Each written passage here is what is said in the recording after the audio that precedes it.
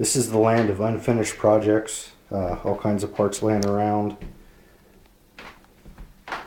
This is my new dash. It's out of an Outrun 2. And I've got the Ket's 4-speed shifter out of a Super GT. And polished up the cover in there to make it look all shiny and new. Bought a brand new 4-speed shifter cover.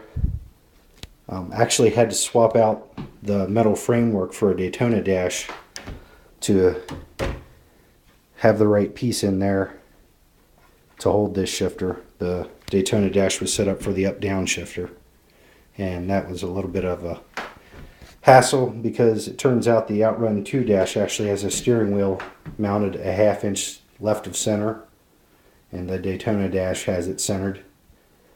So that led to some problems, but I got through them. So this is a real steering wheel, 280 millimeter.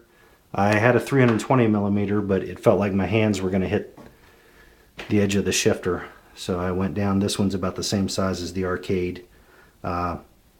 Paddles made myself out of aluminum. Having shift, that one's a little loose, might be tightened up. This one's sounds a lot better. Haven't run the wiring for it yet. The shifter's wired up. So, and then the thing with this one is it's going to be detachable. And then I'll have another steering wheel I can pop on that will be a 360 wheel that will have everything actually self-contained within the wheel. So I'll be able to play the old 360 degree wheel games.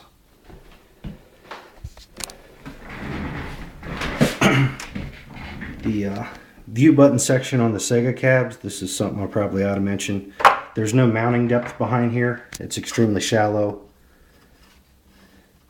And it's extremely thick metal. It would be a pain to go through, and there's actually a bracket right behind here that's even thicker to go through. So you either have to chop down your buttons, which can interfere with the lighting, use the original buttons, which are crazy expensive. These are video lottery terminal buttons, and they're shallow enough to fit. I got a deal on these white ones. I want the colored ones, but they're 11, 12 bucks a piece from Hap. Eventually, when it gets near completion, I'll probably break down and order them. I'm making my own sticker for this area. Still working on that. This one's got the waffle grills instead of the mesh grills like this. Trying to work up enough nerve to cut the waffle grills out of there, but I don't think I'm going to. I actually installed 2 speakers behind there. I'm going to upgrade the cab to 5.1. This will be the center channel, and then the rear channels, since I don't have speakers in my seat, they'll be up above and should still get a decent effect. Back here we got the Momo PCB, which is the brains of everything. So it should just drop right in my cab without me having to change too many things or reconfigure. We've got a advanced motion controls servo amplifier that takes the signal from the little Momo motor and ramps it up to 24 volts. There's the 24 volt power supply there. And the pain in hacking the Momo or any new wheel is it's optical. With the old potentiometer based wheels, it was easy just to swap out the pots. With these, you swap in an optical encoder because the original one passed through about 8 different gears. So figuring out which optical encoder you need is the pain, and there's no real calibration on it. The stops have to correspond to the stops on the screen. And you either need the right resolution in your encoder or you need adjustable stops to make that happen.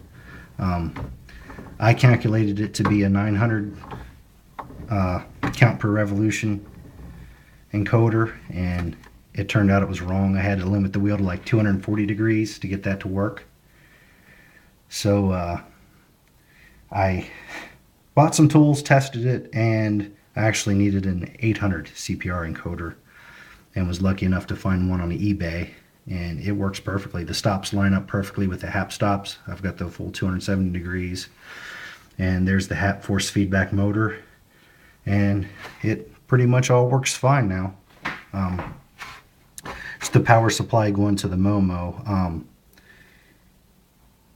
don't remember the voltage originally, but it will run fine off 12 volts since it's no longer powering the force feedback motor. So it's just going to get patched into the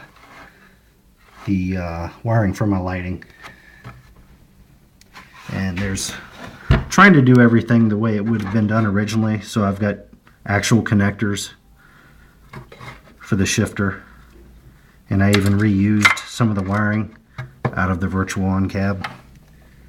But everything's trying to make it as self-contained as possible. I still got to put the keyboard encoder in here, finish off some things, and this here is actually 3M fake carbon fiber.